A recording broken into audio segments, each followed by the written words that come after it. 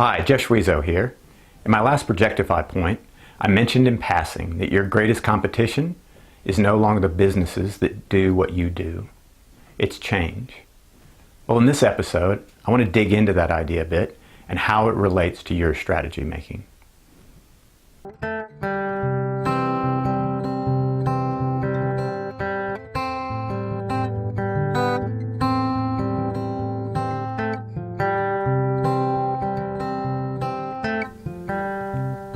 Japanese strategist Kenichi Ohmae wrote in his 1982 book, The Mind of a Strategist, "Without competitors, there would be no need for strategy. For the sole purpose of strategy is to enable a company to gain, as efficiently as possible, a sustainable edge over its competitors." Corporate strategy, thus, is an attempt to alter the company's strength relative to that of the competition in the most efficient way. So this begs the question, who is your competition, really? In military strategy, the competition is either the enemy force in times of war or the opposing nation state in times of peace. In a game, you're competing against the opponent on the field, or the court, or perhaps in the virtual world.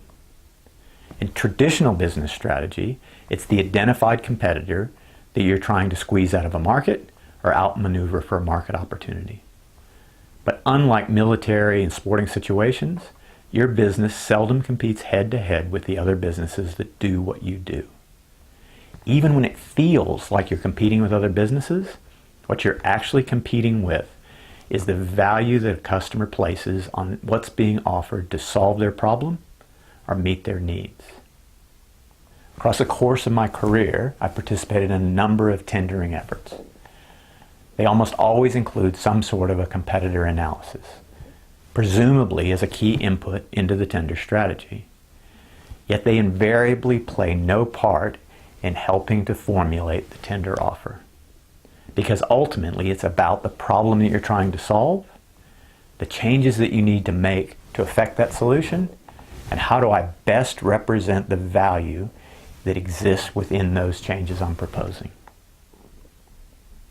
There are markets where maintaining a distinction from the other organizations that are in the same business as you are a key part of your strategy. However, in today's environment, it is increasingly likely that your most formidable challenges, as well as your greatest opportunities, will not come from those traditional competitors. It'll come from change. Changes to the business landscape in which you work. So if we expand our idea of what constitutes competition to include change, then our strategy making efforts start to take on a very different perspective. It almost forces us to focus on the future if we're going to alter our company's relative strength in the most sustainable and efficient manner. Because now we're competing with changes to the economic climate, where we might see headwinds that we need to brace ourselves against, or tailwinds that create an opportunity for expanding our product or service offerings. We're competing to keep up with changing customer needs and wants as their expectations expand because their choice is expanding. We're competing with the change that occurs when new market entrants look to solve our clients' problems in new and ever more creative ways. And we're constantly competing with changes to what the market value so that we differentiate our product, our offering, over the offerings of other people in our space. Otherwise, that differentiation comes through price. And our product or service is a commodity. And commoditization is a race to the bottom that'll have us focused on surviving, not thriving.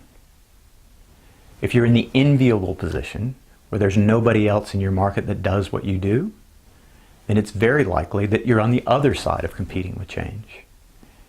Here you're looking to get your would-be customers to value the change that you hope to create. The competition here is the status quo, and the battleground is the apathy or resistance to changing what they've always done, so that they embrace the change that you bring and the value that it creates. So how does this perspective on competition, this perspective on change, affect the way we think about strategy?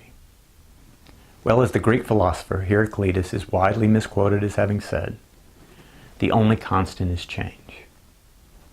And that means that your business is constantly responding to change, whether you want it to or not. It's not a choice. The choice that you do get to make is whether that response is an intentional adaptation to the change that you saw coming, or merely a reaction to the impacts of change after the change has taken place. Let your strategy making choice be to see change as a competitor that makes you stronger. Don't fear it. Don't hide from it. Don't resist it. Look for the opportunities for your business to be the source of change that others are reacting to. See change as a series of waves on the ocean, where if you scan the horizon, if you're vigilant, if you paddle hard at the right moment, you'll catch the wave that propels your business forward, allowing you to dart, pivot, carve out your niche, all the while your competitors are watching from their boards. Better yet, from the beach.